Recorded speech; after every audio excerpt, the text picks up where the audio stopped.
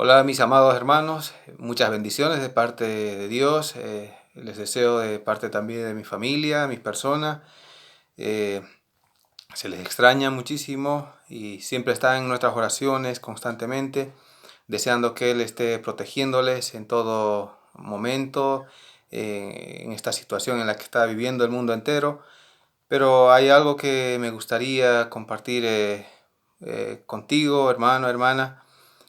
Algo que el Señor siempre está interesado por las almas, por su iglesia, por la gran necesidad que existe en este mundo actualmente, más allá de la enfermedad en la que se encuentra nuestro mundo. Hay una más que enfermedad que está por siglos, desde que el hombre cayó en pecado y aún permanece hasta hoy en día. Y la Biblia lo declara, lo llama el pecado del hombre. Y por esa razón el Señor ha estado poniendo en mi corazón compartir contigo una gran necesidad.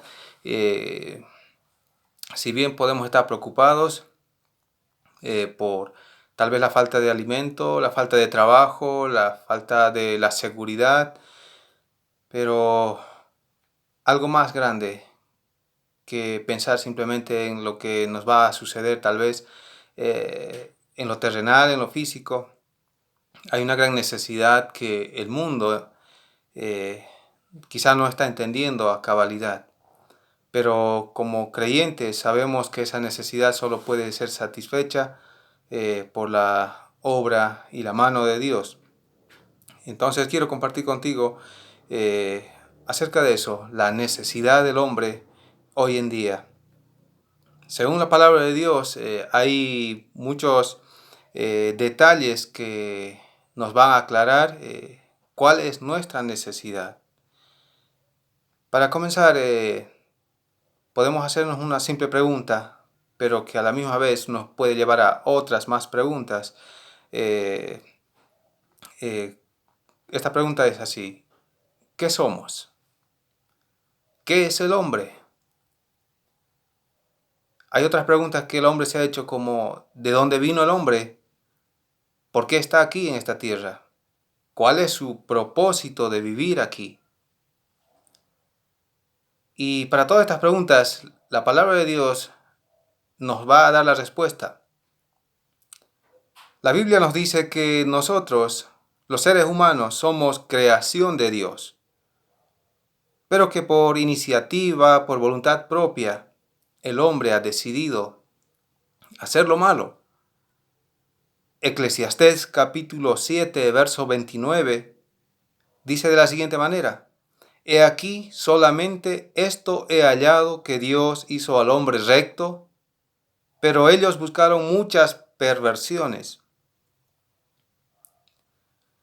También nos dice Romanos capítulo 3, verso 10, como está escrito, no hay justo ni aun uno. Eclesiastés 7:20 nos dice, ciertamente no hay hombre justo en la tierra que haga el bien y nunca peque. Es lo que el Señor está diciendo al ser humano. Aunque el hombre se haga esas preguntas, ¿por qué estamos aquí?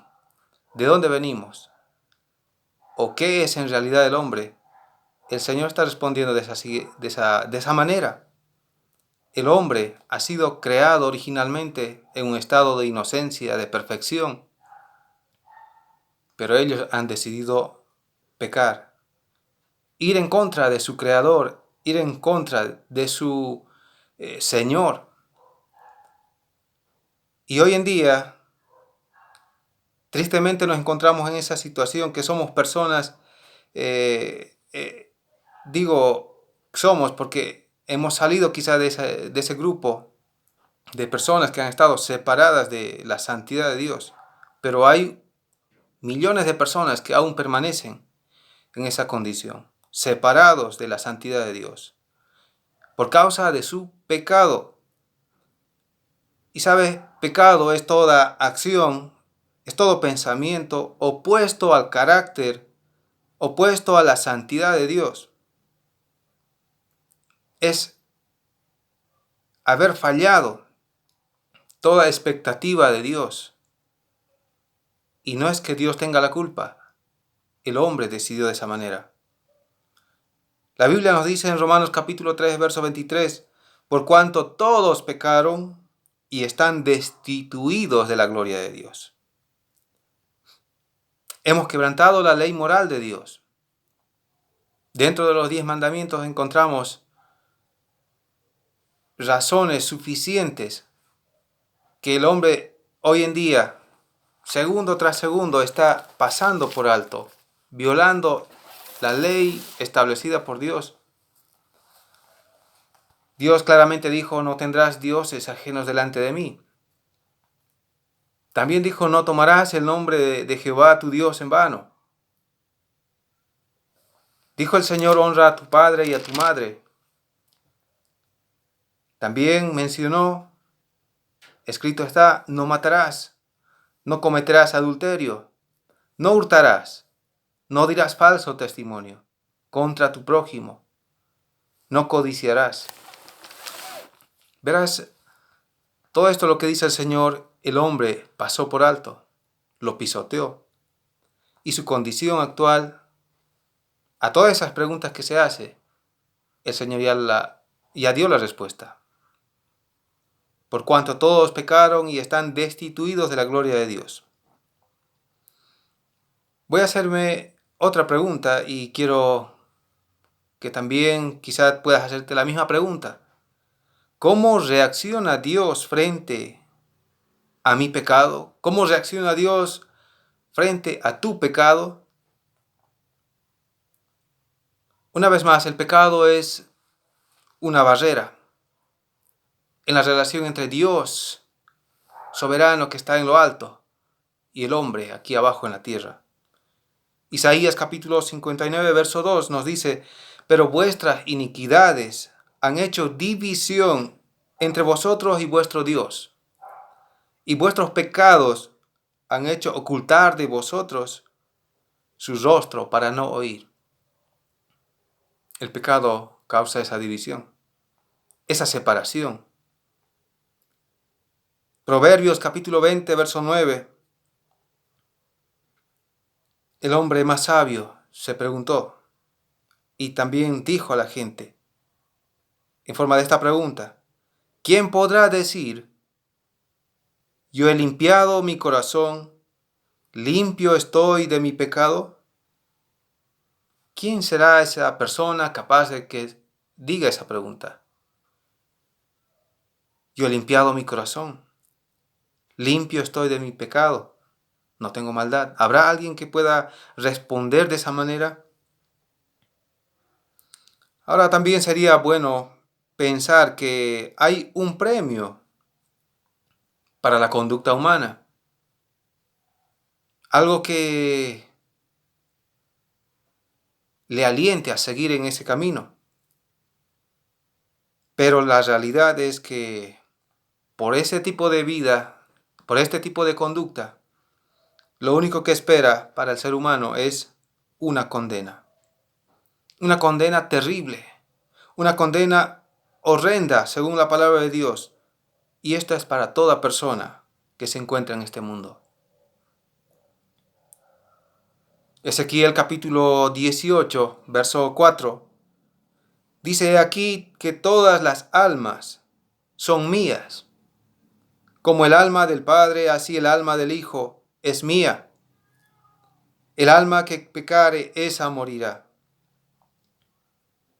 Romanos capítulo 6, verso 23 nos dice, porque la paga del pecado es muerte. Aquí el Señor está diciendo con toda claridad, toda persona, todo ser humano le pertenece. O más bien dicho, está en las manos de Dios para ser bien juzgado por sus obras y que por sus obras tendrá un destino. O el estar en las manos de Dios, no para ser condenados, sino para ser recompensados. Hay dos posiciones, dos situaciones en las que el hombre puede estar. Una es para enfrentar ese juicio para condena eterna, muerte eterna, y otro para estar frente a Él y ser recompensado. ¿Cómo una persona va a ser recompensada? Es por su posición. Y un poco más adelante vamos a hablar de eso. Pero el hombre que no tiene a Dios está separado de Él. El hombre que no tiene a Dios va a morir. Va a morir. Cada ser humano va a morir. Y les hablo de muerte porque en el mundo estamos viendo que la muerte cada vez se está haciendo más real de la que pensaba el joven, la jovencita, el anciano, la anciana, el niño. También nos dice que la muerte es algo que va a ser terriblemente horrendo, como el Señor Jesucristo dijo en San Mateo capítulo 22, verso 13, atadle de pies y manos y echadle en las tinieblas de afuera, allí será el lloro y el crujir de dientes.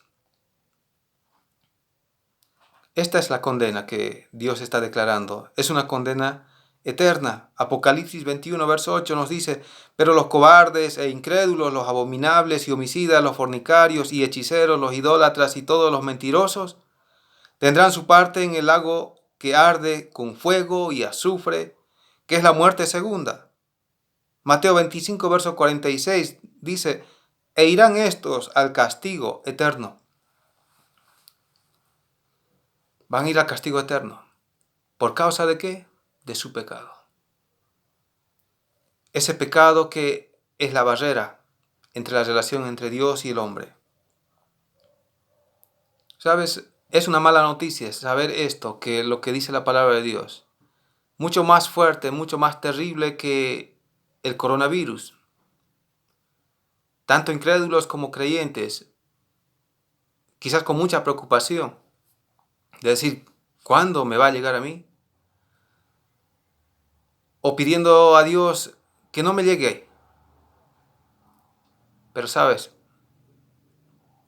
esta muerte que está hablando el Señor es una completa separación y por la eternidad de su presencia. Y es lo que quiero decir, hermano, hermana, que pensemos un poquito en la familia. Tú como creyente quizás estás seguro, sabes dónde vas.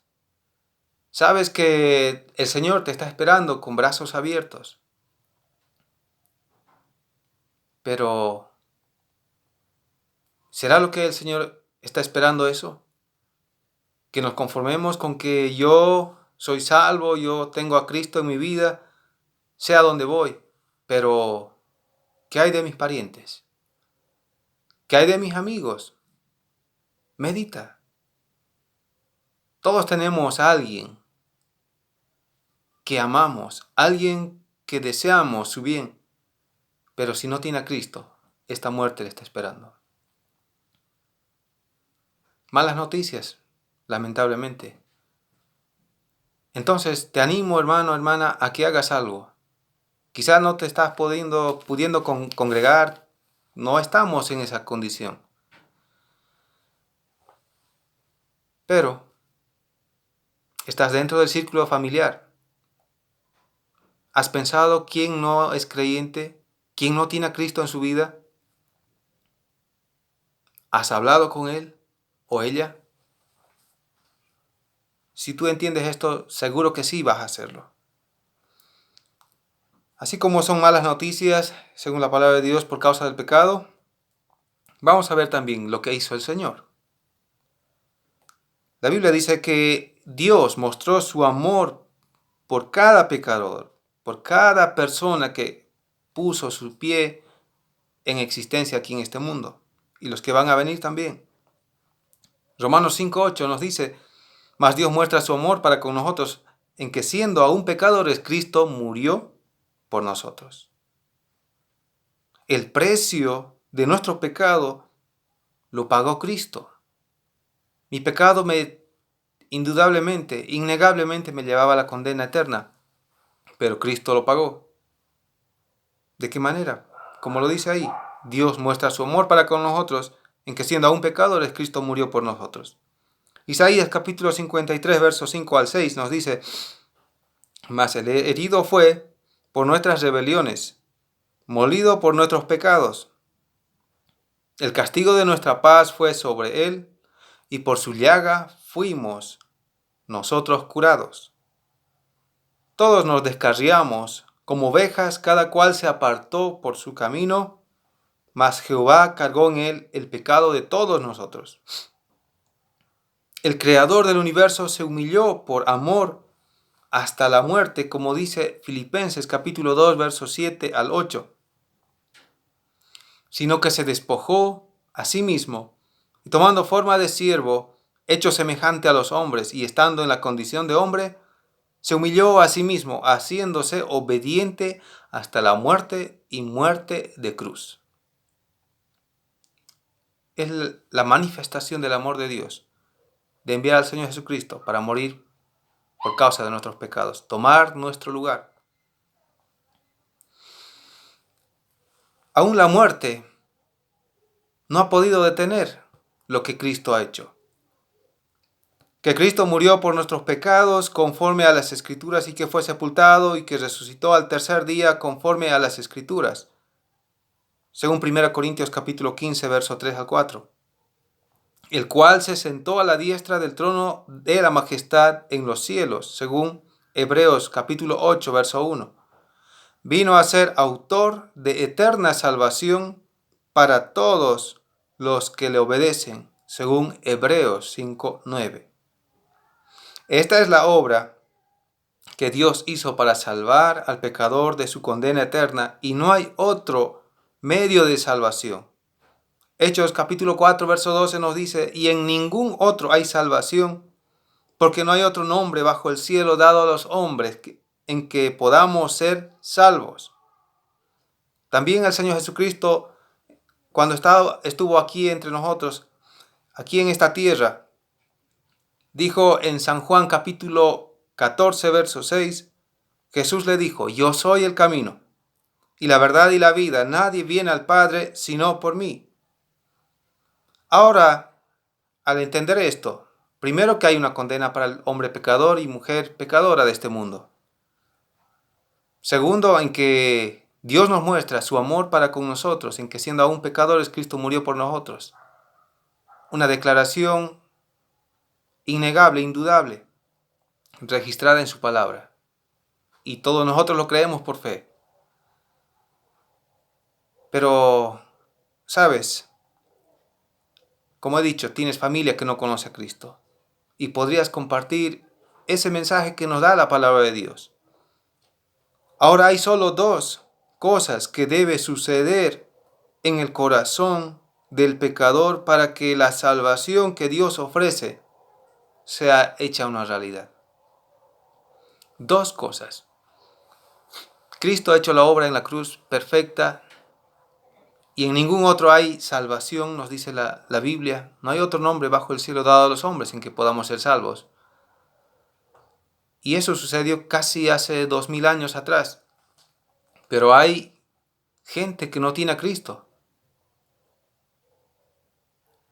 Parece irónico, pero esto es porque la gente aún no entiende, no cree, no se arrepiente. Entonces yo les digo, hay dos cosas que deben suceder en la vida de un pecador. Número 1, arrepentimiento. Arrepentimiento.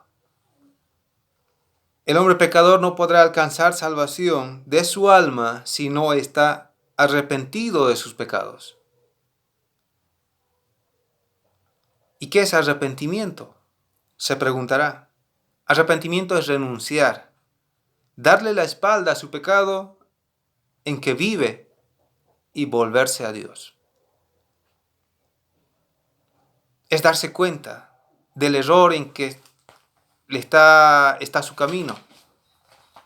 Sus pies están dirigidos hacia la muerte. Pero ese hombre, cuando escuche el Evangelio, debe arrepentirse, debe decidir no seguir más adelante en ese camino.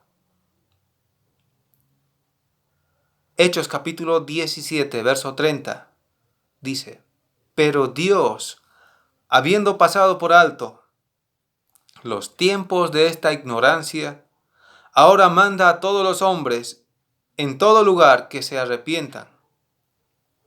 Es un mandato de parte de Dios, que todo el mundo se arrepienta.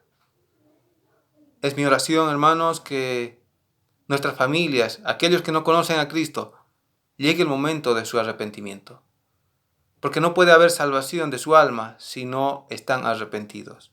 Y es lo que dice el Señor. Él manda a todos los hombres en todo lugar que se arrepientan. La segunda cosa que debe suceder en la vida de una persona para alcanzar salvación es creer. ¿Creer en qué? ¿O en quién? Ya dijimos, ¿qué es lo que hizo Cristo? ¿Quién es el que venció a la muerte? ¿Quién es el que venció al pecado? ¿Quién es el que venció el poder de Satanás? Es nuestro Señor Jesucristo, nuestro Salvador. Y si hay un pecador que cuando entendió esto se arrepiente de su pecado y pone su fe, pone su corazón en creer en el Señor Jesucristo, la Biblia nos dice de esta manera. Hechos capítulo 16, verso 30 hasta el verso 31.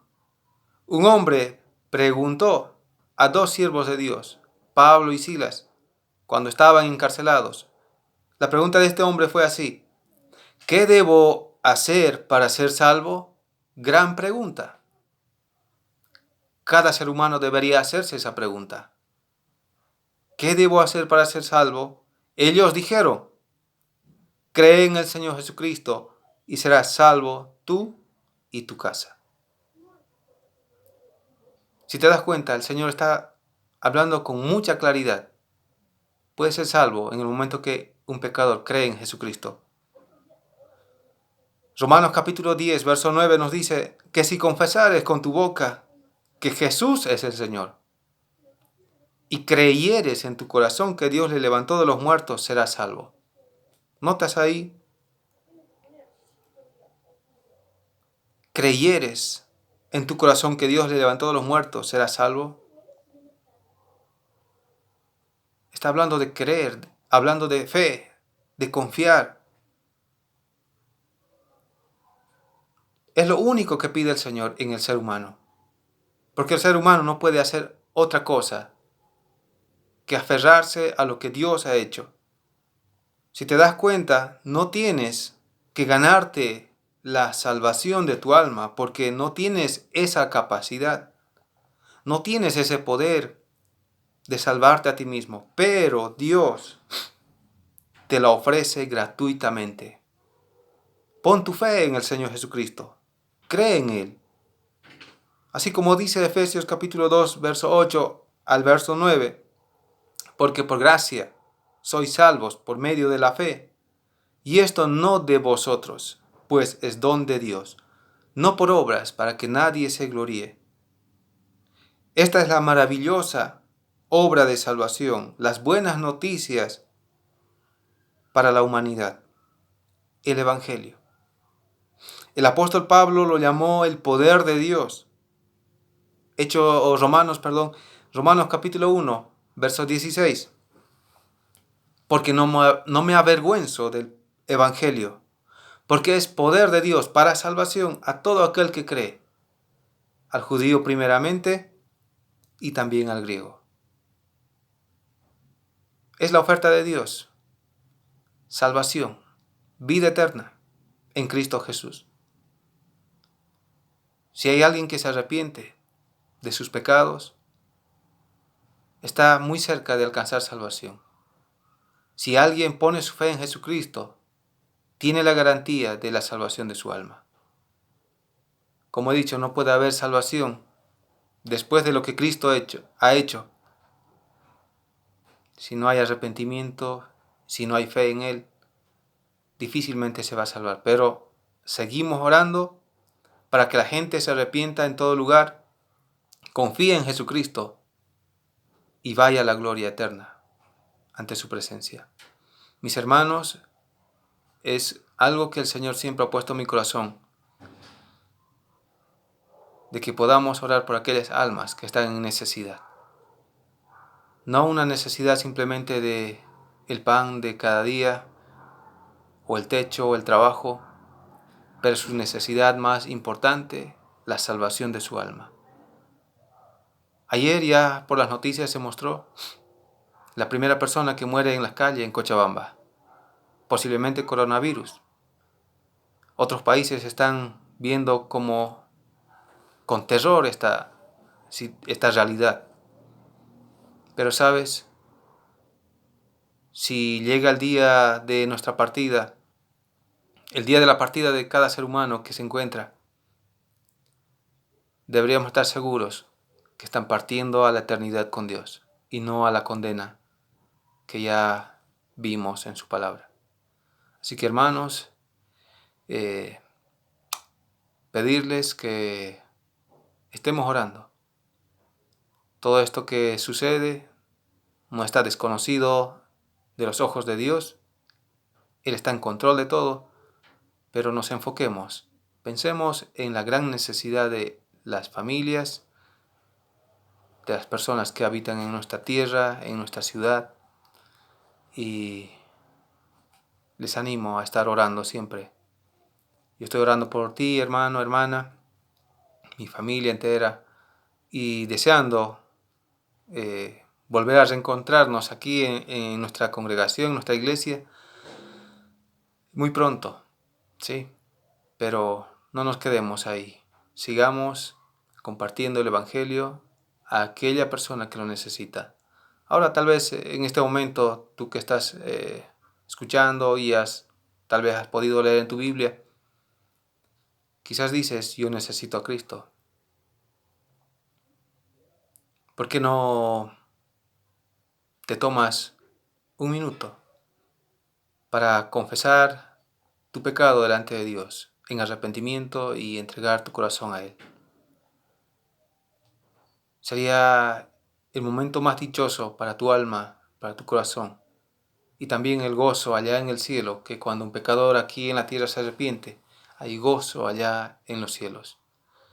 Quiero invitarte a que podamos orar y encomendar las almas en las manos de Dios. Padre amado, te damos gracias. Hay una necesidad en este mundo y tu palabra tiene la respuesta, Señor, para cada necesidad. Tu Espíritu Santo obrando en el corazón de cada ser humano, en cada cristiano, Señor, que habita en esta tierra. Te pido, Señor, que uses a la iglesia que está en sus hogares, Señor, en sus familias, pero que tiene un alcance cual quizás antes no ha pensado. Obra, Señor, en cada creyente, úsanos con poder, que tu Espíritu Santo guíe nuestros pasos y que nuestra fe y nuestra confianza en nuestro amado Salvador pueda crecer. Te amamos, Señor, así te decimos en este momento, en nombre de Jesucristo. Amén.